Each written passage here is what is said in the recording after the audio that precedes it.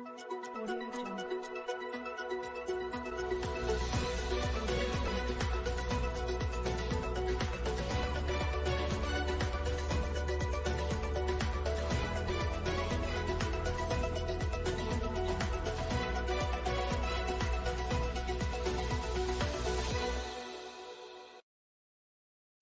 Berarti secara apakah bisa dibilang lembaga bantuan hukum itu sebenarnya bertugas itu benar-benar di awal nih supaya nggak masuk ke ranah hukum yang lebih jauh, Ya. ya kan? Jadi benar-benar diselesaikan di Ya. awal, seperti itu ya Pak Rizal? Iya, betul.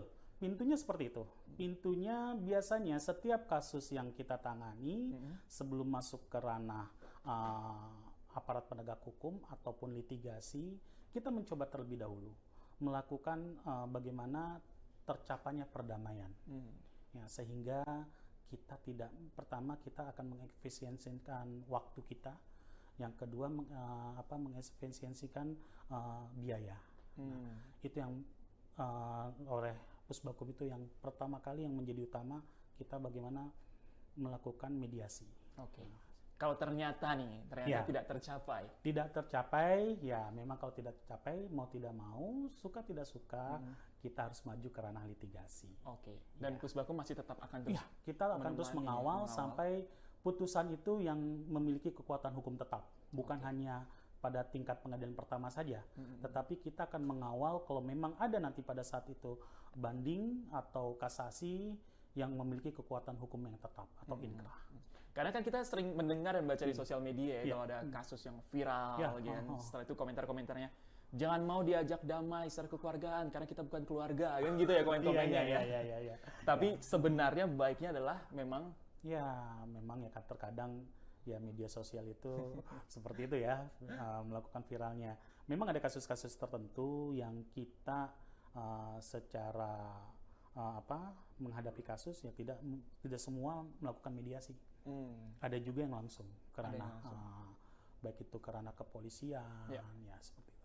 Kalau begitu kasus-kasus seperti apa aja Pak yang biasanya ditangani? Ya. Terutama dari Pusbakum ya. Ya. Kalau kita yang sifatnya private atau ranah keperdatan atau perdatan keluarga, kita mendorong untuk mediasi terlebih dahulu sebelum masuk kepada ranah litigasi, baik itu kepada pengadilan negeri yang beragama non-Islam maupun yang Muslim. Sebelum masuk ke pengadilan agama, kita biasanya melakukan mediasi terlebih dahulu untuk keluarga.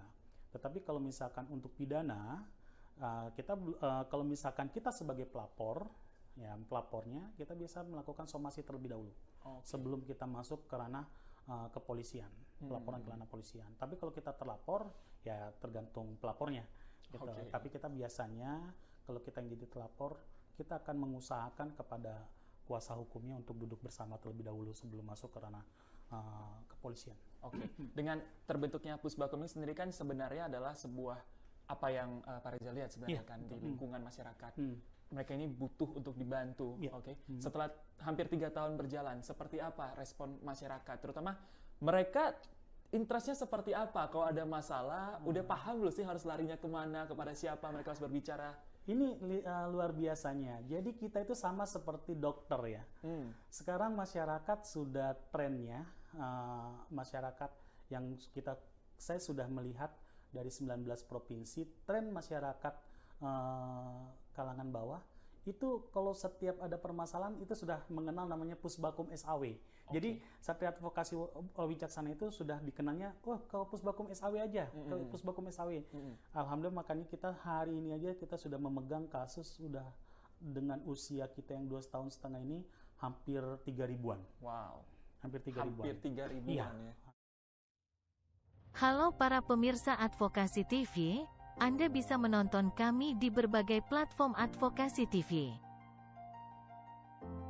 Berikut YouTube Advokasi TV, website Advokasi TV, dan TikTok Advokasi TV.